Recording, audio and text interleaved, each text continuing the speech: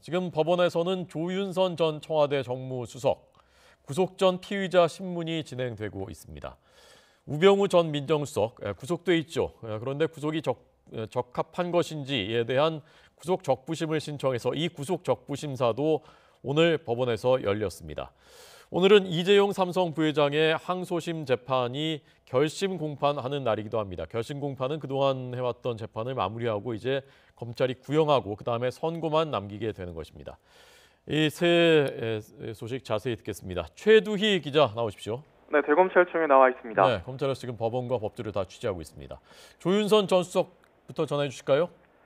네, 조윤선 전 청와대 정무수석에 대한 구속 전 피의자 신문은 오전 10시 반부터 진행됐습니다. 법원에 도착한 조 전 수석은 특수활동비 수수 의혹을 인정하는지 등의 취재진 질문엔 아무런 말을 하지 않았습니다. 조 전 수석은 지난 1월 박영수 특검팀의 문학의 블랙리스트 작성을 지시한 혐의로 구속됐다가 지난 7월 열린 1심 재판에서 징역 1년에 집행유예 2년을 선고받고 풀려났습니다. 하지만 청와대 재직 시절 매달 국정원 특수활동비를 500만 원씩 약 5천만 원을 받아 챙긴 정황이 드러나면서 다시 구속될 위기에 놓이게 됐는데요. 또 청와대가 주도한 보수단체 불법 지원 혐의인 이른바 화이트리스트 사건의 공범으로도 지목됐습니다. 조 전 수석에 대한 영장 발부 여부는 이르면 오늘 밤 늦게 결정될 전망입니다. 네, 우병우 전 민정수석은 어떻게 되는 겁니까? 네, 우병우 전 민정수석에 대한 구속 적부 심사는 조금 전인 오후 2시부터 시작됐습니다. 구속 적부심은 피의자의 구속이 합당한지를 다시 한번 법원이 판단하는 절차로 심리 결과에 따라서는 피의자가 풀려날 수 있습니다.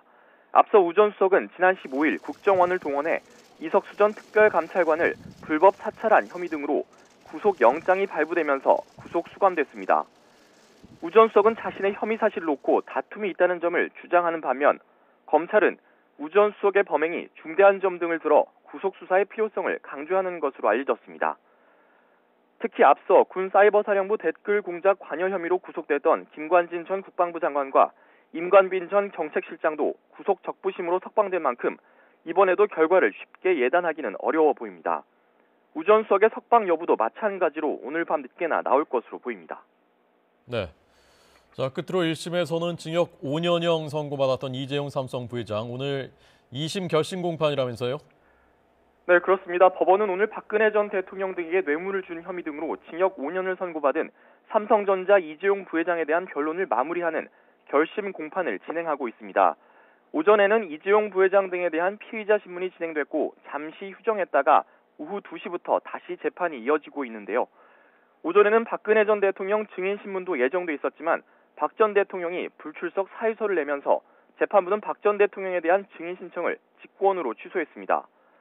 오전 재판에서 이재용 부회장은 박영수 특검팀이 주장하는 지난 2014년 9월 12일 박 전 대통령과의 청와대 단독 면담 의혹에 대해서 강하게 부인했습니다.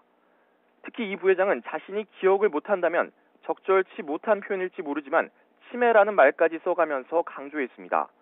특검의 구형 의견과 변호인의 최종 변론 그리고 이 부회장의 최후 진술은 오후 중에 이뤄질 것으로 보입니다. 앞서 1심에선 특검이 이재용 부회장에게 징역 12년을 구형했고 재판부는 징역 5년을 선고했는데요. 이에 이 부회장 측에서 상급심 재판을 요구했고 지난 9월부터 시작된 항소심에서 양측은 3개월 동안 치열한 법정 공방을 펼쳤습니다. 오늘 오후 늦게 재판이 마무리되면 선고는 내년 1월 말쯤 내려질 것으로 보입니다. 지금까지 대검찰청에서 YTN 최두입니다.